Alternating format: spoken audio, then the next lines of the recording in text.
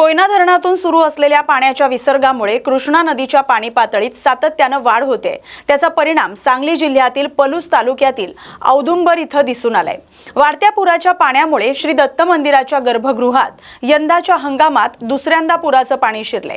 त्यानंतर परंपरेनुसार श्री दत्त महाराजांच्या विमल पादुका आणि मूर्तींचं वरच्या देवघरात विधिवत स्थलांतर करण्यात आले। दत्त संप्रदायात हा सोहळा देव वर आले म्हणून ओळखला जातो। सध्या भाविकांसाठी वरच्या देवघरातून दर्शनाची व्यवस्था करण्यात आली। गर्भगृहातील दर्शन तात्पुरतं बंद ठेवण्यात आले। दरम्यान वाढत्या पाण्यामुळे नागठाणे बंधारा पुन्हा एकदा पाण्याखाली गेल्यानं तिथली वाहतूक बंद करण्यात आली। नदीकाठच्या भागात नागरिकांनी अनावश्यक वावर टाळावा आणि प्रशासनाच्या सुरक्षिततेच्या सूचनांचं पालन करावं असं आवाहन करण्यात आले। कृष्णा नदीकाठच्या गावांवर प्रशासनाकडून सातत्याने लक्ष ठेवलं जाते। श्री गुरुदेव दत्त कृष्णा विष्णू तनुसाक्षात वेण्णादेव महेश्वरः असे महात्म्य असलेल्या कृष्णा नदीची पाणी पातळी 2-4 दिवस चालू झालेल्या पर्जन्यवृष्टीमध्ये वाढलेली आहे।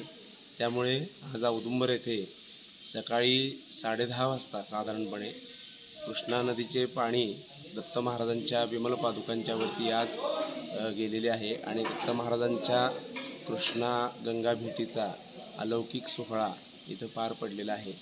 इथं थोड्या वेळापूर्वी हा जो कार्यक्रम झाला, यावेळी समस्त पुजारी, सर्व पुजारी तसेच ग्रामस्थ सर्व उपस्थित होते, मोठ्या प्रमाणात उपस्थित होते। सर्वांनी इथं मंदिरामध्ये पादुकावरती पाणी गेल्यानंतर सर्वांनी कृष्णा नदीमध्ये स्नान करून त्यानंतर महाराजांची जी उत्सव मूर्ती आणि उत्सव मूर्तीच्या पादुका ज्या असतात त्या सर्व वरती जे जुनं देवघर म्हणून जे देवस्थानाचं आहे वास्तू त्यामध्ये स्थापन केली आहे आणि भक्तांची दर्शनाची सोय आणि मंदिरातले नित्योपचार, रोजची दैनंदिन उपासना वरती देवघरामध्ये मंदिरामध्ये सुरू असतील। आता भक्त लोकांनी दर्शनासाठी जोपर्यंत मंदिरात पाणी आहे तर तिथं देवघरामध्ये यायचं आहे आणि मंदिरातील पाणी कमी झाल्यानंतर पुन्हा उत्सव मूर्ती आणि पादुका पुन्हा पूर्ववत मंदिरामध्ये आणून सर्व उपचार सुरू होतील। श्री गुरुदेव। राष्ट्रवादी काँग्रेस शरदचंद्र पवार गटाचे आमदार रोहित पवार यांनी रायगड दौऱ्यादरम्यान भाजप आणि केंद्र सरकारच्या विविध धोरणांवर टीका केली। देशासाठी आधुनिक आणि पाश्चात्य विचार योग्य नसल्याच्या वक्तव्यावर आक्षेप घेत त्यांनी विकासासाठी वैज्ञानिक दृष्टिकोन आणि प्रगत विचारांची गरज असल्याचं मत व्यक्त केले। तसंच ईव्हीएमच्या वापराबाबत विरोधकांकडून सातत्याने उपस्थित केल्या जाणाऱ्या शंकांचाही त्यांनी पुनरुच्चार केलाय। पंतप्रधानांचा सर्वसामान्य नागरिकांशी थेट संवाद कमी असल्याचा आरोप करत महागाई, बेरोजगारी आणि शेतकऱ्यांच्या प्रश्नांकडे केंद्र सरकारने अधिक गांभीर्याने लक्ष देण्याची आवश्यकता असल्याचं ते म्हणालेत। रोहित पवार यांनी केलेल्या या टीकेमुळे राज्यातील राजकीय वातावरणात पुन्हा एकदा आरोप प्रत्यारोपांना वेग आलाय। मॉडर्न आणि वेस्टर्न हा जो विचार आहे तो देशासाठी योग्य नाही, पण या देशामध्ये अनेक असे मंत्री आहेत भाजपचे ज्यांची मुलं हे अमेरिकेमध्ये आणि लंडनमध्ये तिथं अभ्यास करत आहेत, शिक्षण घेत आहेत। त्याचा विरोध आम्ही करत नाही। त्यामुळे भाजपचे दाखवायचे दात वेगळे आणि खायचे दात वेगळे।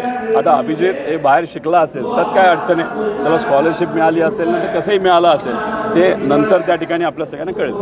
रोहित दादा, नवीन आघाडीची आघाडीच्या बाबतीत बोलायचं झालं तर आघाडीची अजून ती रणनीती नाही आहे, पण देशातले युवा ज्यांनी नीटच्या बाबतीतले खूप मोठं आंदोलन या देशामध्ये उभं केलं होतं आणि ज्या आंदोलनाला बघून केंद्र सरकारचा अहंकार त्या ठिकाणी मोडला गेला होता, त्या युवांच्या संघटनेने आता निर्णय घेतलेला आहे की आपल्याला ईव्हीएमबद्दल एक आंदोलन त्या ठिकाणी करावं लागेल। पण सुरुवात करत असताना त्यांनी एक प्रश्न विचारला आहे की आता ईव्हीएमबद्दल आपलं मत काय, आणि खाली जर आपण वाचलं तर सगळ्यांचंच मत आलं आहे ईव्हीएम हे लोकशाहीच्या विरोधात आहे, संविधानाच्या विरोधात आहे। त्याच्यामध्ये अनेक लोकांना कन्फ्युजन आहे आणि लोकशाहीमध्ये कन्फ्युजन हे कधी त्या ठिकाणी योग्य नसतं। जर कन्फ्युजन असेल तर लोकांना विश्वासात घेऊन जसं पूर्वी तिथं चिठ्ठीवर त्या ठिकाणी आपल्याला बॅलेट पेपरवर तिथं मतदान केलं जात होतं तसंच मतदान केलं जावं असं युवांची मागणी आहे।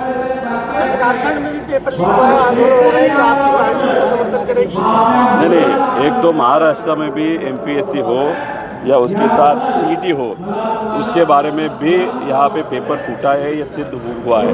अभी उसके लिए हम वहाँ पे लड़ रहे हैं। तो इसीलिए ये जो MPSC हो या गवर्नमेंट की एग्ज़ाम्स का पेपर हो या CET का पेपर हो, वो अगर वहाँ पे लीक होता है तो वो जो कॉमन मैन होता है, उनके जो बच्चे होते हैं, उनको वहाँ पे तकलीफ़ होती है। जो पैसा जिसके पास है उसको ही वहाँ पे अच्छे मार्क्स आते हैं।